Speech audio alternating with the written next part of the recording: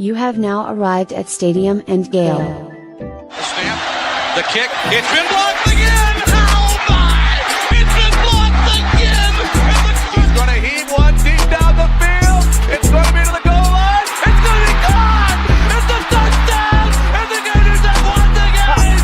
Tyreek Cleveland! Oh my! I can't believe what I just saw! Dropping back to throw, pops and fires the ball over the middle. It's there! It's there!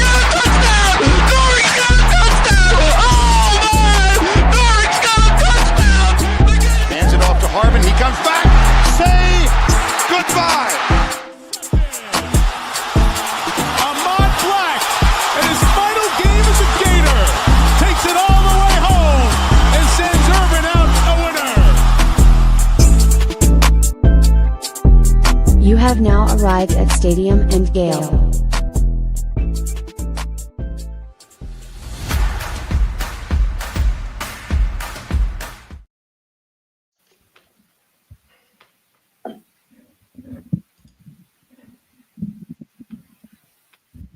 Corey's muted.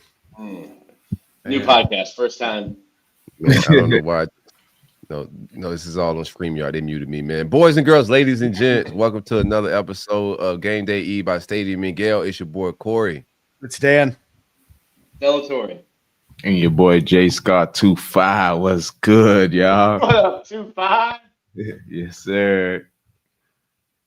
Top of the top. Lane Kiffin news is going crazy. We got the Tennessee Vols, the toothless Tennessee Vols, pulling up to Gainesville. How y'all feeling? Forgot there was a football game. So did I. Forgot we're still doing those. Yeah. Yeah, man. It's a tough one, but you know how it goes. I feel like, I saw some stats saying that basically Tennessee hasn't beat us at home in how long? Like 22 years. Yeah, 22 years. Like, that's crazy. So at least that's something to look What forward was to. your record against Tennessee? I don't think they ever did they beat us? I don't think they ever beat us. Should I say. So Yeah, it's been what a whirlwind the last 4 days have been. Timeline, the message boards, the text messages, everything else. It's been a wild time. Let me tell you what. It being in my position, I don't have to report on it like Zach and Graham and all these guys. Totally different experience. Much more enjoyable. Yeah, you find yourself in a rock and a hard place between wanting to share, trying to get multiple people. There's just a lot of different stories, a lot of different people involved. There's a lot of, I don't want to say hearsay. A lot of it's a game of telephone, right? Nick, you and I have been in a group chat with somebody that is pretty plugged in to, we'll just say, the program. And he's hearing stuff, and then it's changing, and then it's like, I didn't hear that. It's just, everything is. You're getting like a taste of it though, Dan. Like you're getting a taste of like what it's like to be a beat reporter.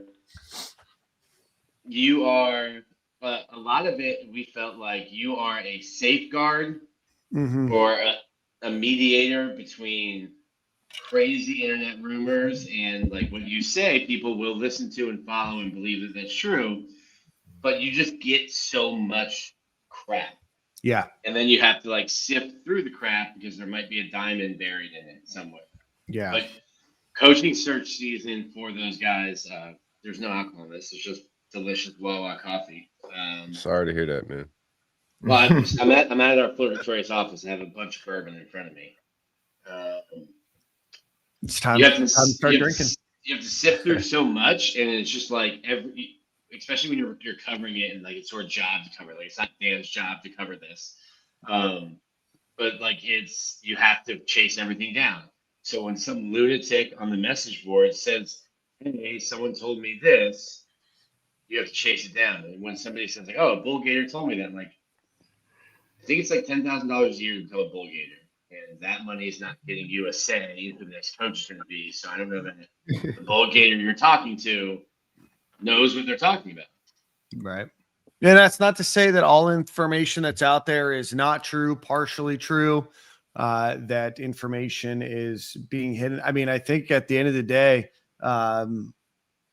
it's been a pretty quiet search overall. It's been very quiet from the Florida side, and I think that that's what's got a lot of people jonesing for information. And this is the first time Florida's fired a coach this early in the modern internet time. So you've had to follow it for 5, 6, 7 extra weeks than what you normally are used to. So a lot of information that's out there, a lot of conflicting information.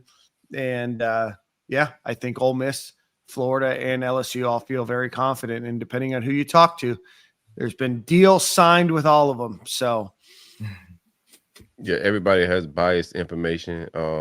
The information, I don't know why people be flipping out. It's too soon. It's just the information. It's just what it is at that moment. That don't mean it can't change tomorrow. The information can change tomorrow. Yeah. It's not too soon, not too late. People that are emotionally tied to it are like, oh, why'd you tell us? And it's not, that's not what's happening, bro. It's just information. You know, as it comes out, you take the information, decipher if you think it's true, false, you know, credible, etc. But it's just information.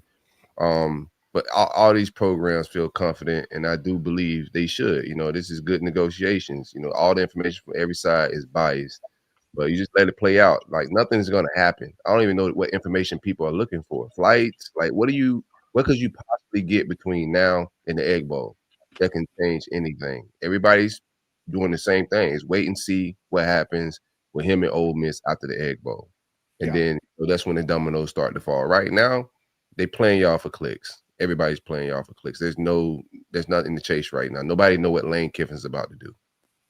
No, I don't even know if Lane Kiffin knows what he wants to do. Yeah, correct. Stop looking at like the Kelsey and the Poly, whatever they are, the Poly mark. Stop looking at those and freaking out every single time a line changes. Like the line's going to change every week. They've been just taking your money and flopping lines around for 6 weeks now and just taking your money. They don't build palaces out in the desert for being wrong, and they've literally just been flipping. Like Eli Drinkwitz has been nearly a betting favorite to be Florida's next coach, as much as Lane Kiffin has, and then John Summerall will probably pop. Like they're just taking your money. Stop freaking out. Also, just in general, it does get ugly after Kiffin. It does get real ugly, man. Go ahead, Nick. I'm sorry. Just in general in life, I get like Florida football is important, but like I can't control who the next head coach will be. You can't control who the next coach will be. I'm not going to let it ruin my day. Go touch some grass, baby. Yeah. All right. Well, let's get started. Let's give a quick shout out to our friends over at the Dicus Burke and Lewis Law Group.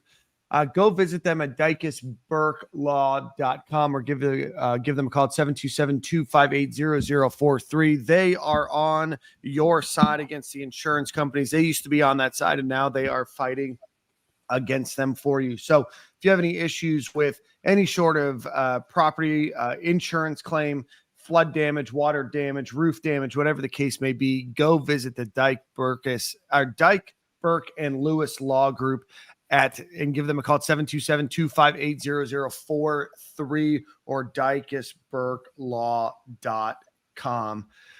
All right, guys, let's talk Tennessee. Then we can kind of round off if we need to on the coaching search.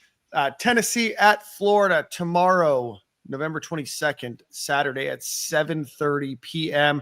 Chris Fowler and Kirk Herbstreit on the call. I was kind of surprised, and then I saw all the other games that were happening this week. I'm like, not as big of a surprise. Kind of a weak week in college football this week. Game will take place in Gainesville. Like Jordan said, Tennessee going for their first win in Gainesville since 2003.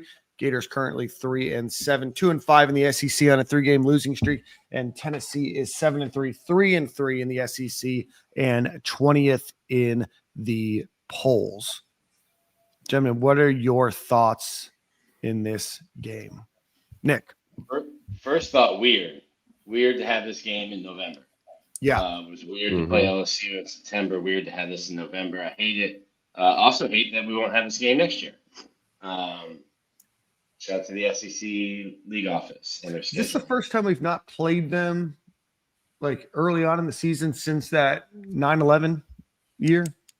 Yeah. And that game was scheduled, obviously, for early September. That was the I can't remember who it was, but that was a slap game where we Yeah. Florida was going to win, and there was a slack. Yeah, can't remember it right now.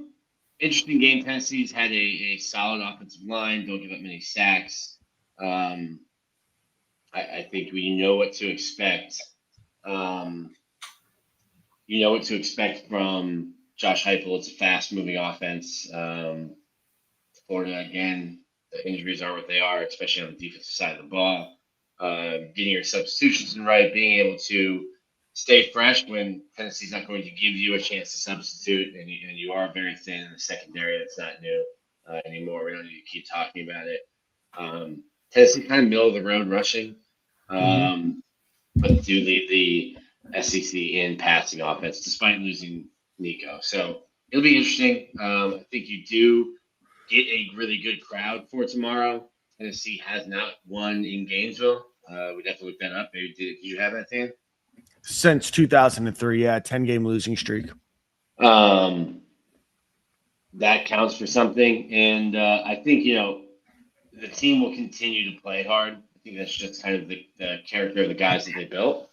We saw that against Ole Miss. And as long as you don't have a situation in Kentucky where you're coughing the ball up, which leads to points, and then the game gets out of hand and you kind of just put it into cruise control, I think as long as it's close, Florida has a chance to win the game. Yeah. Corey. Yeah, it's a tough style matchup. I'll tell you that. And from a pace standpoint, Heupel and that offense is one of the top in the country. So they have bad luck in the swamp.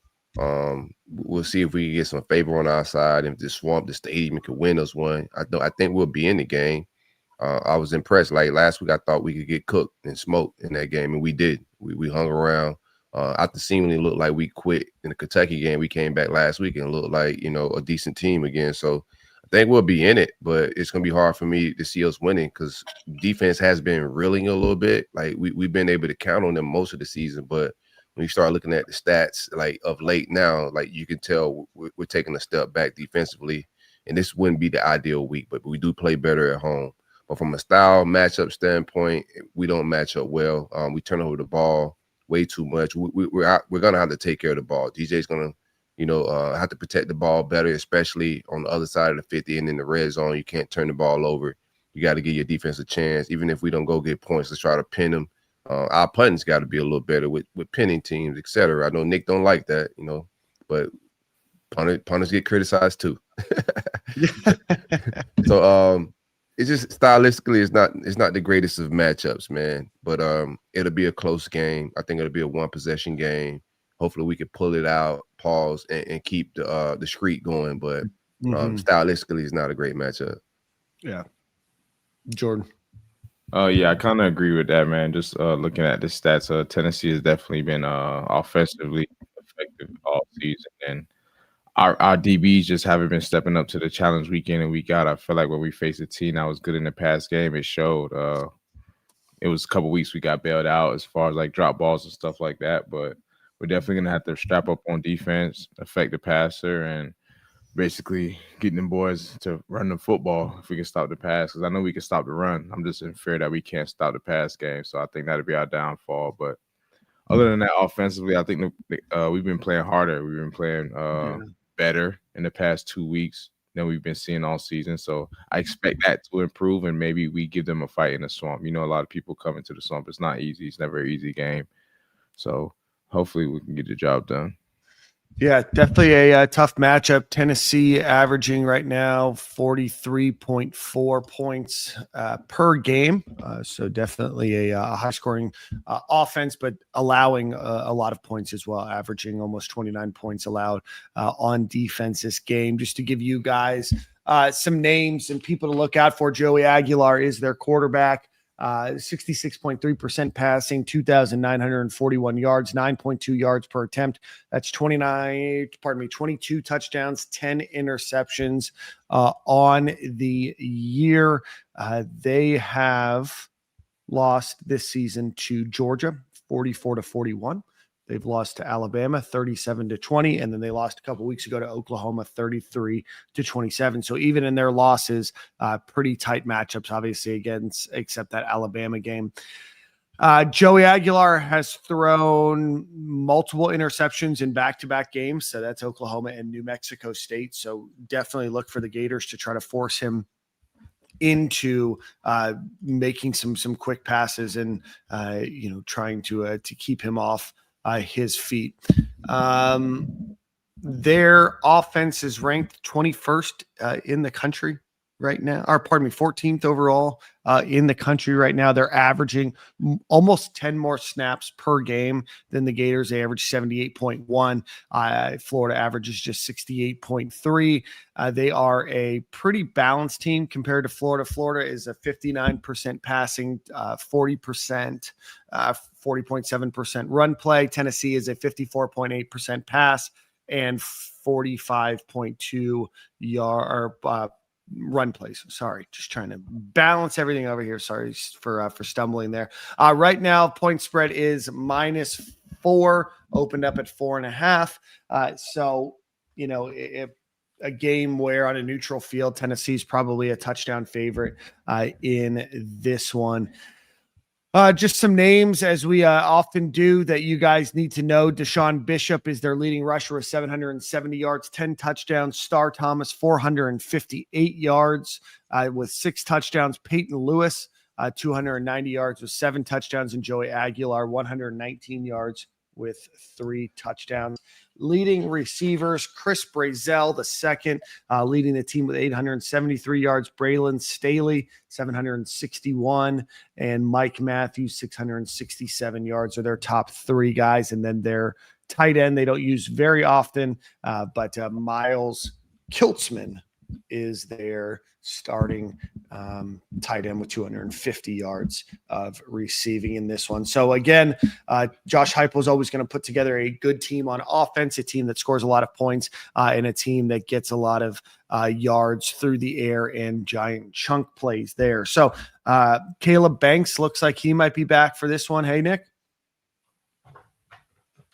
Yeah, Nick told him I missed him and he came back. That's crazy.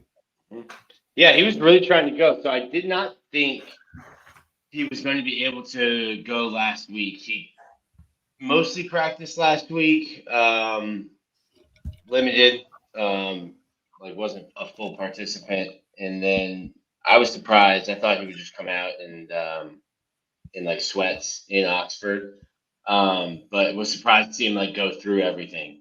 So another full week of practice this week. I think we should expect to see 88 back this week and then next week.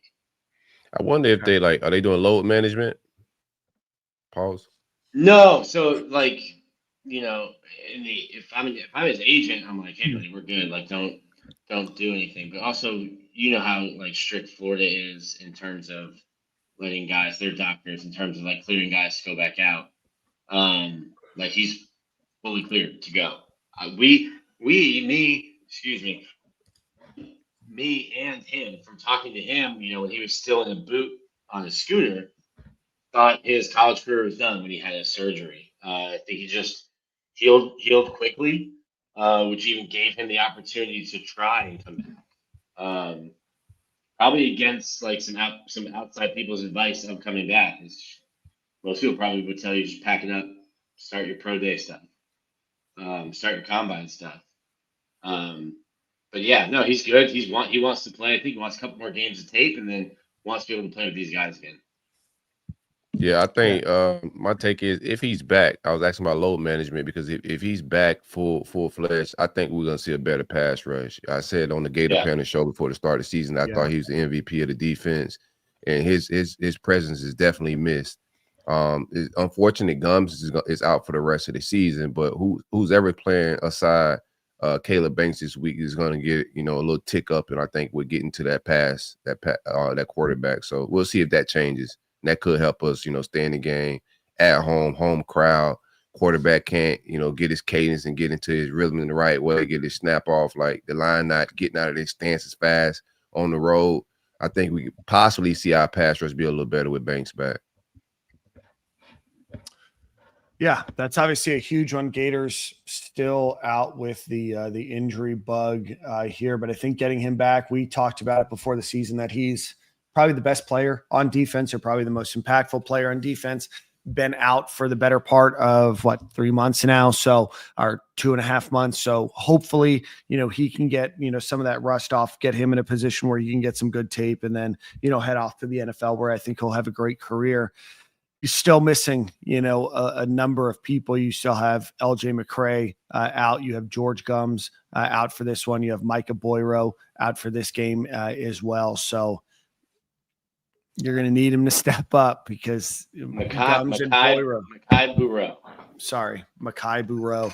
Makai Bureau out for this one. And so, it's a good thing Caleb Banks is coming back because I don't know what depths the Gators would have to reach to at the defensive tackle position to try to make this game work without the both of them. We about to tell Nick to learn one tech, man. I can see it. I've gained weight, but not that much. What do we? I think it's been hilarious to watch Drake Stubbs. I want to see Drake Stubbs get more snaps. Drake Stubbs has been politicking every single post game. With some type of GIF, some type of tweet about getting playing time. This game could get dangerous for our safeties. Our safeties gonna have to come play some football. I think Hypo's gonna try to attack us deep. Even though we struggle with the run, his style of play is just his style of play. Hypo gonna call a vertical offense to try to test us on the back end, and rightfully so. So if those guys struggle, with hawking the ball, making plays on the ball, I really want to see, Drake Stubbs and Lagunza get more reps. And, 43 my guy. So we'll see how it all plays out, but that's something I would like to see this game. Yeah, I'm kind of surprised. He's somebody that I thought would play more this year. I think a lot of us expected him to play more this year. And safety so is tough. It's tough. Yes. It's been traditionally tough for UF as a freshman. But now they're not freshmen. Like this point in the season, you're not a freshman anymore. And some guys are just gamers. And you need people to just make plays on the ball, break on the ball. They need to know the defense. But if you got veteran guys that are struggling at this point, it's a wash of a season. Like get them boys some reps. They begging for some reps. Yeah, and you don't have to worry about red shirts and anything else right now either. So yeah. Let's get back to Tennessee real quick. In terms of their offensive line, only allowed 8 sacks this entire year, 12 quarterback hits, and 64 hurries. So very good offensive line, at least when it comes to not allowing sacks and quarterback hits. Florida's historically this season done pretty well against teams that have not allowed a lot of sacks. I know that the Texas team, the Georgia team, they didn't really allow many, if any, sacks. I think Georgia had maybe allowed 1 all season, and then they were able to get to the quarterback. Obviously missing George Gums, that's going to hurt, but getting Caleb Banks out should give an opportunity to be able to get after the quarterback. And I think that is, something that Florida needs to do in order to feel like they have a chance to win this game. I think that there's talent. It's just a matter of your defenses just kind of holding on with some bandages right now on the health and wellness of the defensive side of the ball. So hopefully they can, get after the quarterback, force some turnovers. And I think that that's the key of what the Gators need to do to win this one.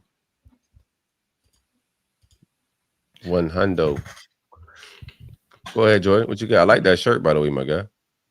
Appreciate that, man. I love the OG Albert, but yeah, man, I agree with you, and I think especially if we get Caleb Banks back, man, I think his presence alone, whether he's as effective he was as last year or not, I think he'll demand double teams, get our guys on the edge a little easy, little rush to get home. Obviously, we was doing it without him, but with him back, I think it'll do nothing but make us better and possibly help our guys on the back end. You know what I'm saying? Because that's part of the problem on why they look so bad. Yeah, not getting to the passer. Yeah, they not getting to the passers all day, and you can only cover for so long. So, yeah, man, we just need to play complementary football all around. I feel like we've been having a hard time with doing that on both sides of the ball, whether it's O-line's not clicking or receivers not clicking, run game's not doing well, quarterback's not doing well. We need to have a clinic game and something that we can all put together and feel proud about. I feel like no better place to do it. Maybe Florida State game too, but I would like this one just to protect the house. What's usually the vibes like around campus, right? Just from a player's perspective, when a team's struggling like this, fellow students, the city, like what's usually, like what's that feel?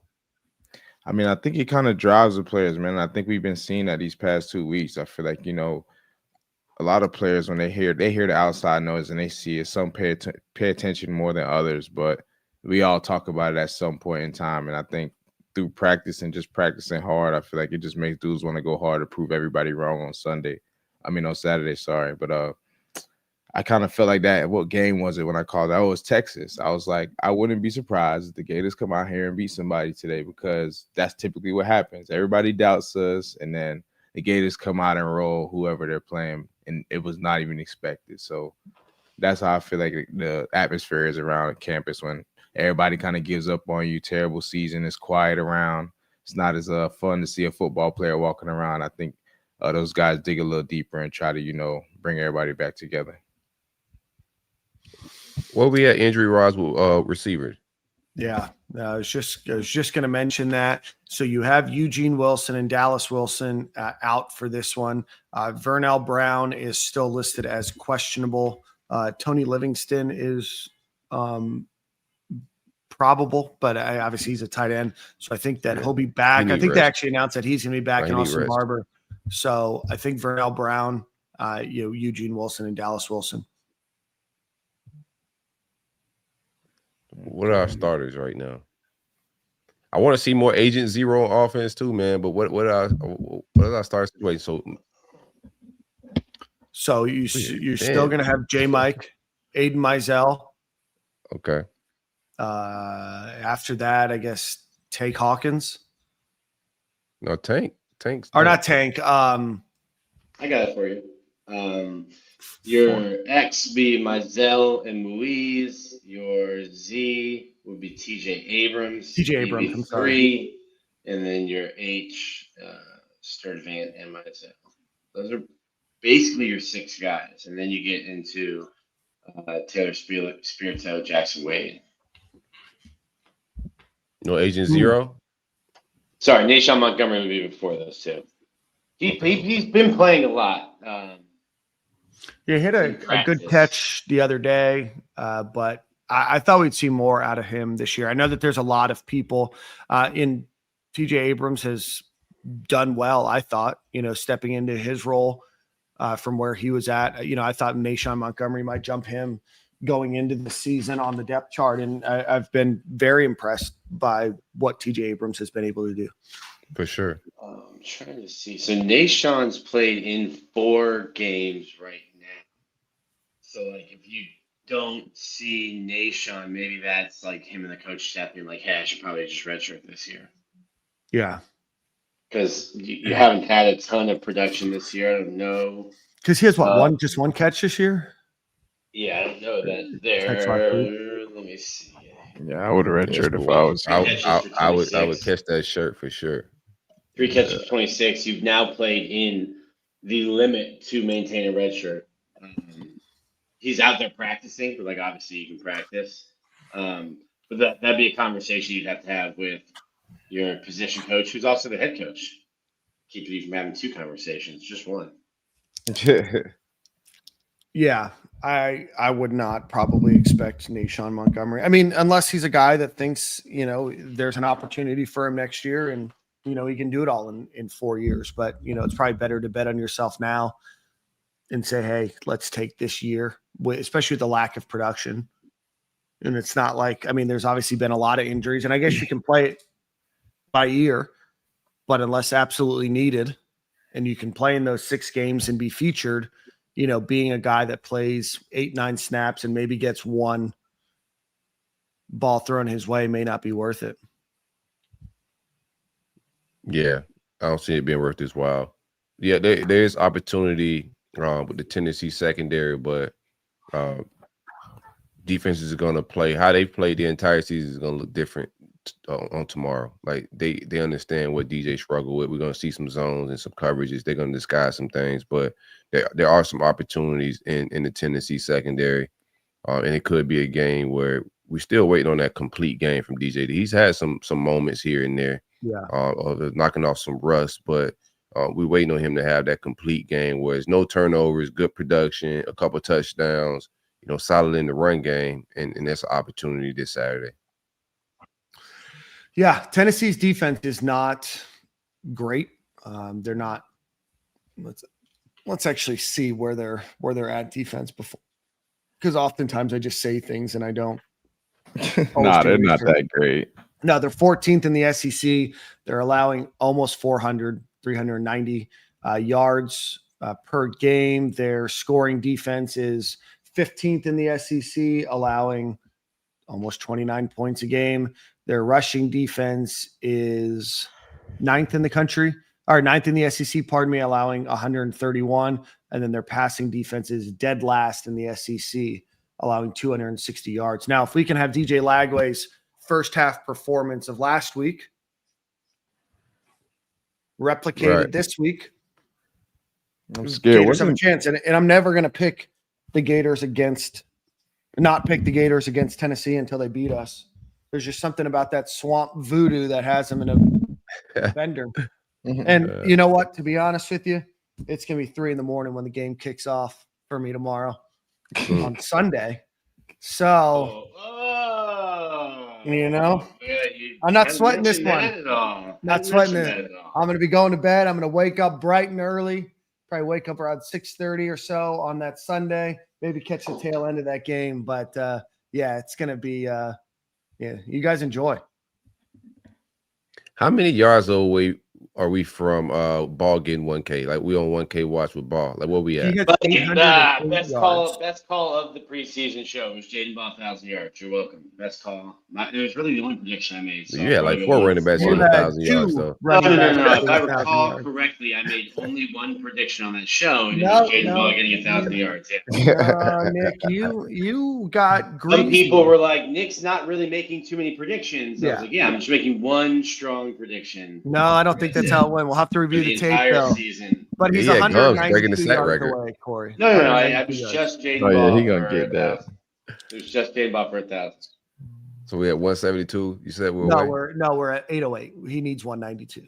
192. Yeah. Yeah, we should get that. I think Scott, we defeat him. That's all we got left this season. Scott's normally here. Positive, but this is clearly fake news. I only made one. Scott is here every episode before it even gets started. Yes. Drops a Go Gators. Scott's great, but I think he's misremembering. I definitely only made one prediction. This is what Scott does at the beginning of every show, usually 5, 8, 10 minutes before we get started. He's always here. So I'm willing to say Scott knows. Scott knows. Yeah, I think he's just misremembering. The only thing I've ever said was 1,000 for Jaden Ball. So timeline's gonna be heated, David. I didn't say anything. I just said it's gonna be early. I'm fleeing the country. You guys caused me to flee the country. That boy broke line records on the panel, man. He said Gums was gonna break the sack record. You was in your bag, bro. Not for injury, maybe. If not for injury, we'll never know. Okay, if he was injured and on steroids, he wasn't breaking that record, man. No, the first 4 games or so, he would have really had to go on some sort of tear. Yeah. Yeah, I'm hoping that the injury bug that's been ailing the Gators the last few years doesn't happen again next year, man. It's just been tough. And it's football. It's a collision sport. These guys are bigger, faster, stronger than they've ever been. Like, that's just the game of football. But, man, it's just so many good people that we were excited to see this year that just we weren't able to see much of, right? Eugene Wilson, Dallas Wilson, LJ McCray, Aaron Gates got injured early. Jacoby Jackson got injured. Dijon Johnson got injured. Rod Kearney was injured. Man, you're making me depressed, my brother. I know. Making myself depressed. Every time the initial injury report comes out, and Florida has a litany of names, and the team that they're facing has like 5. But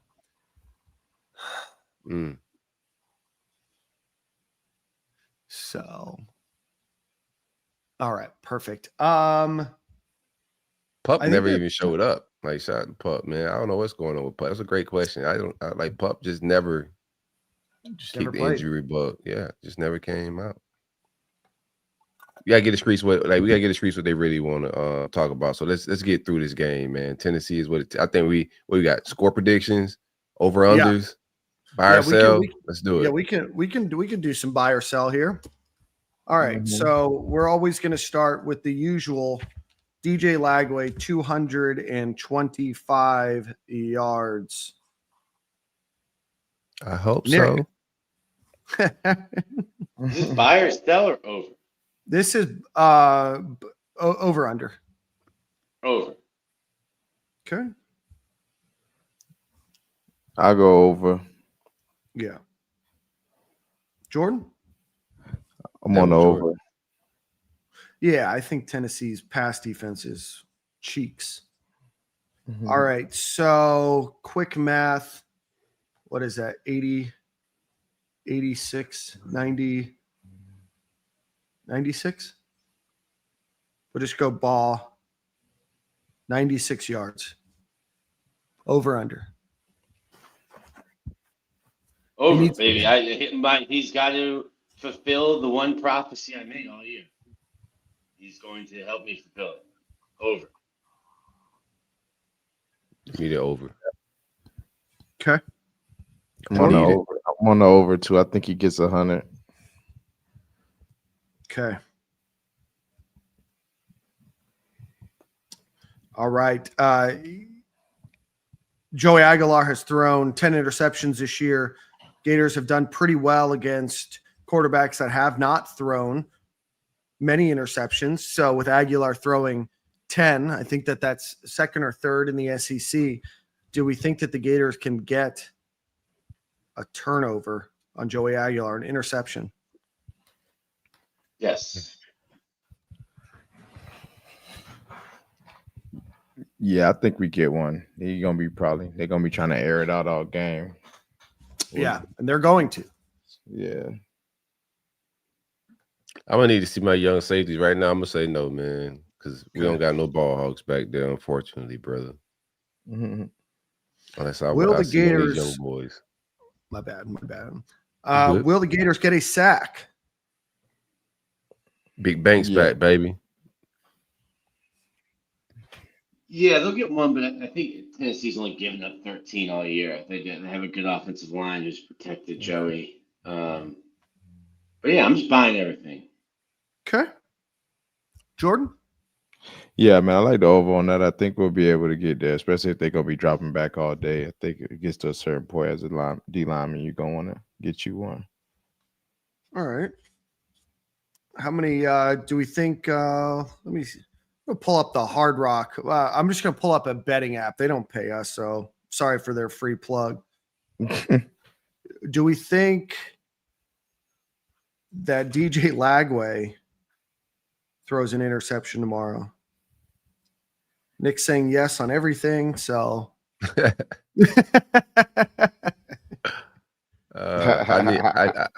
need my boy to go interception free game, man. So like this is really a hopeful take and you know, being positive take. I'm gonna say no, like he gets an interception free game, you know, over 225 yards, man. But we'll see. We need him to have, like, shout out to my guy Reese who's in the comments, man. I need him to keep pulling that dog out and keep fighting just to get better and not folding. You know, some people had him shutting down the season, but I need him to finish with some, you know, with some dog. Jordan, what do you got? Need some dogs. Yeah, I think I'm with Corey on this one, man. I want to see him have a clinic game, a great game, something that we can look forward to the next season. So, and this is a great defense to do it. They're not that talented. It's nothing to be scared on that side of the ball. So hopefully he does what we expect him to do. I feel like we kind of felt like this versus Kentucky and it got ugly. So come on, my boy. Yeah, prove me wrong. Do me right. All right, take care of the ball. I think we can win, man. We got to take care of the football. This team isn't good enough to be giving away the football. Like the offense isn't good enough to play from behind. So just give the defense a chance. They're gonna keep us in games. Just take care of the football. Get 3 when we can get 3. Make them drive the length of the field, like that type. When we giving turnovers, we just shooting ourselves in the foot and making it a tougher task. Absolutely. Here's one that I got online. Gators passing touchdowns. It's an even over-under at 1.5. Will the Gators will DJ Lagway or whomever is a quarterback throw for more than 1.5 passing touchdowns? I say no. Okay. Who else would it be? Well, I mean, it just says Gators passing touchdowns. Yeah, it So could be running it touchdowns. could be Tramel Jones. It could be a Wildcat. It just says Florida Gators passing TDs. They don't do the same prop bets they do in like the NFL. Yeah. Give me the over. I'll take the over. Okay. The money I've saved in the last 7 years, we're throwing it at you, Dan. Nick has to say yes. So right now, spread moved down to 3.5. Will the Gators cover a 3.5 point spread? No, I'm sorry. They're the underdog. So do you like the Gators to win plus 3.5? Yeah. Okay. Yeah. Give me the win, man. This is Tennessee. Yeah, I'm the same way. I think Gators upset on this one. For nothing else than we've had worse talented teams beat them in similar circumstances that the Gators have. So, Jordan, you're a yes. Nick, you're a yes. Nick's a yes all the way down. That's where we're at. Until it happens, you just got to pick against Tennessee, right? It's facts. It's still a rivalry game. It's still a night game in the swamp. We are ambitious. Yes, flip season. We're very ambitious. We're hopeful, trying to be optimistic. We could go on here and, lambast the team and everything else all the time, but what fun is that? It's we're in head coaching search season, right? Head coaching searching. That's the only reason everybody's really here, man. That nobody cares about game day, Eve, man. Everybody's here to see like what's the temperature. What we at, Dan? Get a screech, like heat check. I have been told by let's see. There was somebody earlier that said that this is not my lane. So I'll let you guys talk about it. What's not your lane? Anything. Breaking news. Nothing. Just getting paid. Travel would be your lane. Next time, Dan, just do what you're paid to do. I don't know if this person knows what I'm actually paid to do. Right. Breaking news and sources are not yo thing, fam. So. Whoa, man, he came with the heat. Back to the temperature check, man. What you hearing, bro? How you feeling, bro? First off, what's the feel here? I got feelings. I won't speak for everyone on the show. Please stop following like Gators season, Gators network. They're just taking stuff from actual reporters who are doing it and making it to an Instagram graphic. Mm-hmm. Please stop sending me their stuff. So you say they don't have sources? No. Gator season seems legit though, and it seems Graham Hall put a story out. Graham Hall put a story out that said Florida met with Lane Kiffin. So Gators Network did no reporting. They just didn't attribute Graham's reporting to him. Yeah. It's real smooth. Done with both of them. Nick, we're hiding it. Hiding the comment. Yeah, I mean, I think you heard. Yeah, okay. There was news about John Summerall that got released on Wednesday. I know for a fact John Summerall, when that news broke, called a number of people to make sure that was refuted. There was plans to meet on with John Summerall. And now John Summerall is no longer a candidate. John Summerall was a person. They have interviewed other people. They have interviewed and will talk to and do due diligence. And when you hear names of people that Florida is talking to, like, don't rush to the edge of a cliff and be like, oh, Florida's already down to their 18th option at quarter or at head coach. It's just not how this works. You have to talk to different people. You have to understand the market. You have to understand what people are asking for. You need to talk to different people. That's why you hire a search firm. You don't hire a search firm normally to just identify one candidate. And a lot of it is market research, market analysis, future. There's just a lot that goes into it. Sometimes it's reference checks, and we hear that a firm talked to another coach, and it's like, well, yes, but not in what you're thinking, right? There's a lot that goes into this beyond just the names that are associated. So you have to do due diligence. I mentioned this 5 weeks ago when the firing happened, or 4 weeks ago, whatever it was.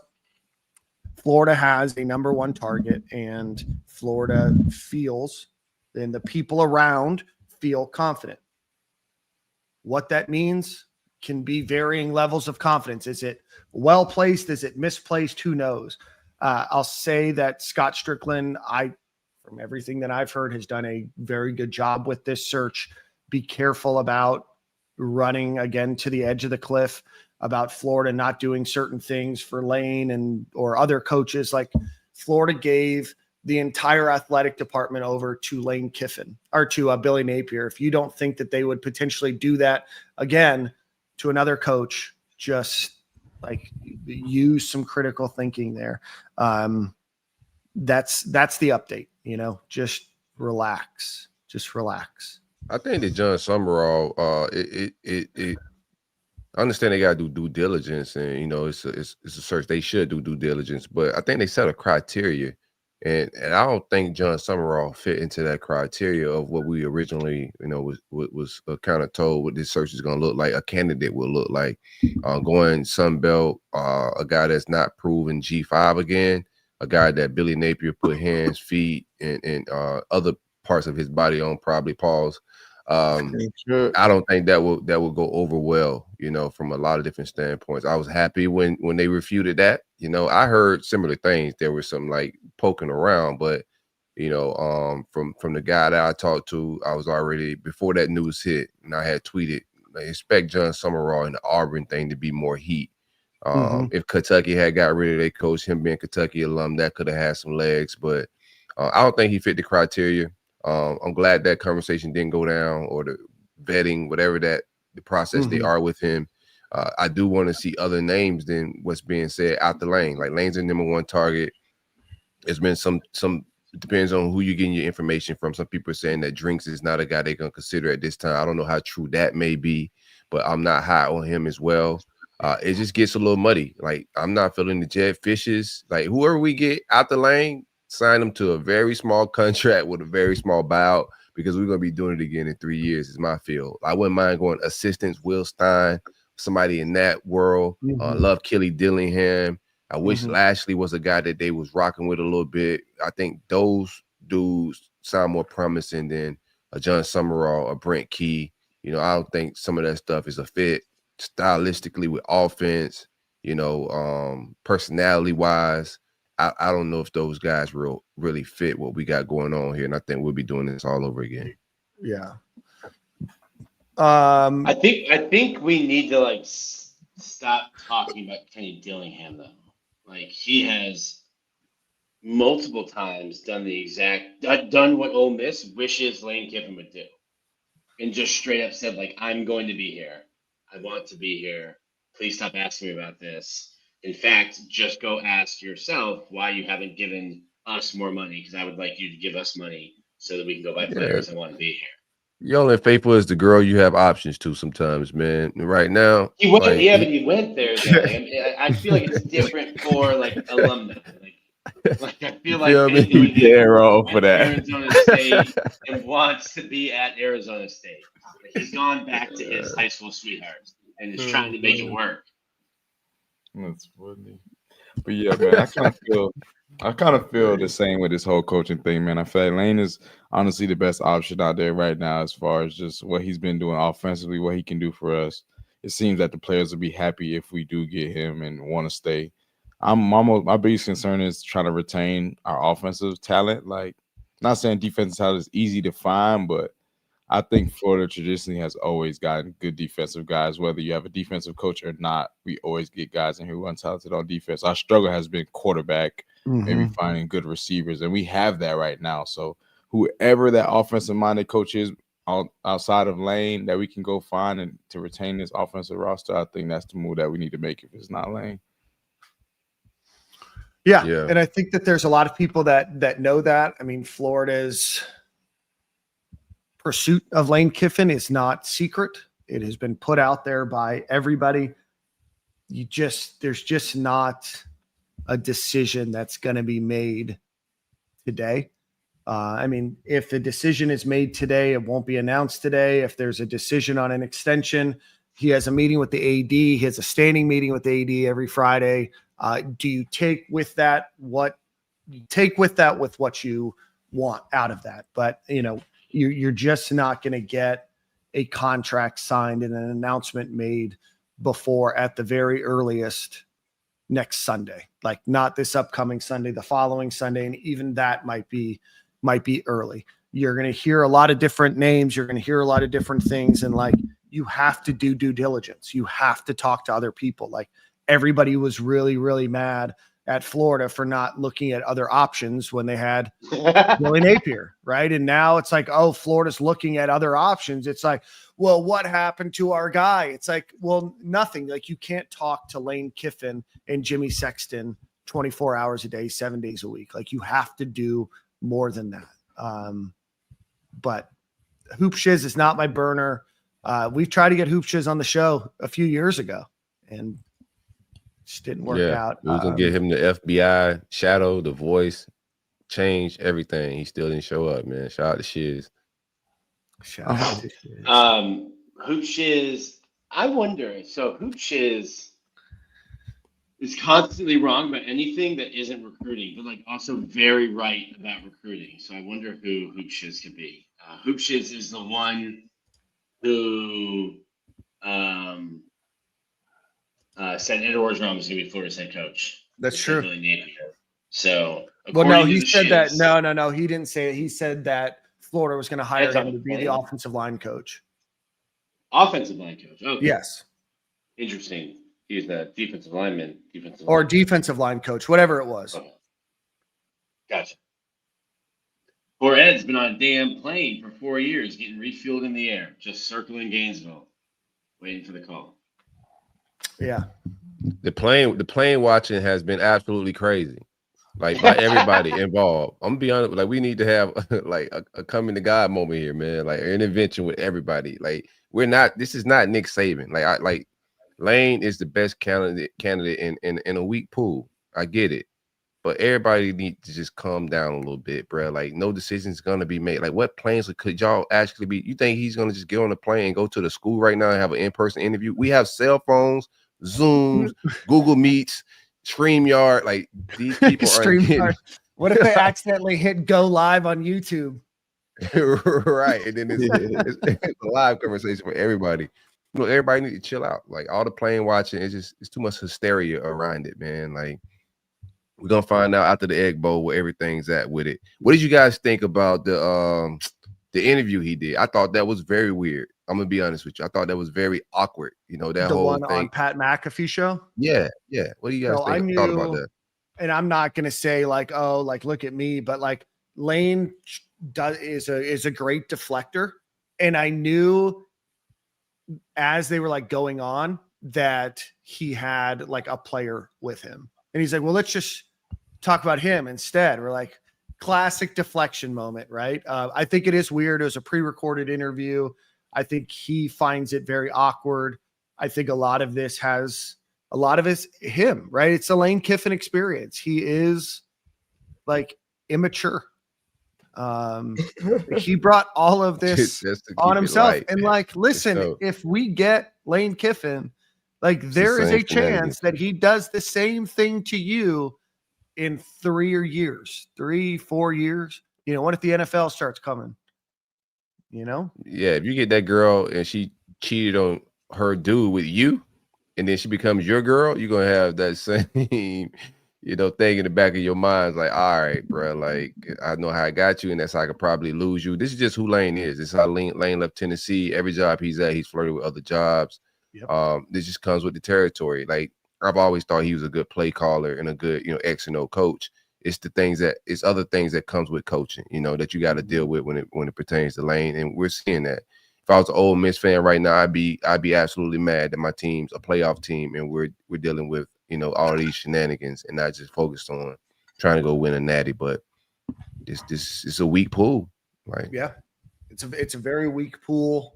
Coaches are getting chewed up and spit out quicker than they ever have. And yeah, I mean, I don't think that Lane Kiffin deserves to be the highest paid coach in college football. And I'm almost positive that he's going to be by a large number, by a 7-figure number. He's gonna be the highest paid by a meal. Ooh. Yeah, Shout like out until to Lane, the TV bubble bursts, like it's fake money. They're just playing with monopoly money until the TV bubble bursts. Well, not Florida State. They don't have. They're not playing with the same money. Everybody but Florida State. Not everybody, Nick. You're in a poverty conference, so you got to go ahead and get into one of the two conferences. Excuse me. The Big 12 and the Big 10 and the SEC are playing with fake numbers, and you can include Texas Tech, who is in the Big 12, playing with fake numbers too. Dan, can I ask you this question? Has there been any new names vetted, like Clark Lee or anybody like that? You don't know. You don't have to answer, bro. Yeah, no, I don't know the answer to that. I do want to point out something, Corey, because I saw you say something to Jaws after he talked. Lincoln Riley has been vetted by Florida. Woo, don't get me excited. Yeah. Like how far that went, what the interest level is, I don't know all of that. If you have the opportunity, this is my take on that. So if you vetted him and you have the opportunity to hop out of this fiasco of what this Lane Kiffin thing is, unless we don't know like how confident they are confident. Like everybody I talk to on our end out, and we don't know what they know. Like Florida has been quiet with a lot of this stuff. We don't know what they know and what type of games that Sexton and Lane could be playing. We just don't know. But he's definitely telling everybody, like every program, similar vibes, because everybody feels confident. But me, if I'm in charge, right, if I could jump out of this fiasco, I don't think there's a huge gap. If there is a gap between Lincoln Riley and Lane Kiffin, I would say the biggest difference is Lane's ability to hire a defensive coordinator, right? And you would need Lincoln Riley to come in here and make a significant hire at DC. Lane has shown he can do that, and he's done that. He's had good defenses, but I don't think, I would be flirting around with it if Lincoln Riley's a guy I could get aggressive with and get into the fold. Because from the go, for me, it's been 3 guys that I thought fit the criteria. One's already signed with Virginia Tech, and now you still got 2 that are kind of, open and accessible to. Everybody else, I don't think is qualified. Yeah. No, 100%. And Graham Hall put this out there online. Florida met with Lane Kiffin's representatives and others yesterday. If it's where I think it was in Louisiana, and we'll see. We'll see. I mean, but if everybody feels good, then I'm here. I feel good. I'm here for the shenanigans, brother. So I feel good that the people that should feel good still feel good, and they haven't wavered. Like people behind the scenes that they're not doing a lot of talking that we talk to. I feel good that they feel good. And I also feel even better. Now you telling me, 'cause I thought Jaws was giving you a hard time when he said that, man. I thought you guys were still like taking no. Jaws and I are on great footing right now. Okay, that's good to hear. That's good to hear, man. Two of my favorite guys. We never haven't been. We just differ on some things, and that's fine. That you can still, have good disagree and still have love for each other. Yeah. Cool. You don't have to attack them personally, or you don't have to make fun of them or criticize. But that's showbiz, baby. I feel better that this information is true though. That Lincoln Riley was vetted, because I think he should be a strong candidate for the job. Yeah. Again, I don't know where that started and ended. I just know that there has been at least some conversations regarding him. Dog say he can't believe people are trying to meet and fight over a coaching search. No, yeah, it's wild, man. Yeah. Well, you guys want to go touch some grass? Let's do it. Hey, right, safe guys. travel, Dan. What time the private jet pulling up to your driveway, man? I leave this afternoon or this evening. I leave this evening, head over the pond. So I will not be with you guys the next 3 episodes, but I'll be back. Appreciate you guys. Appreciate everybody for having my back. Man, go Gators. Beat the hell out of Tennessee tomorrow. Go Gators. Go Gators, baby.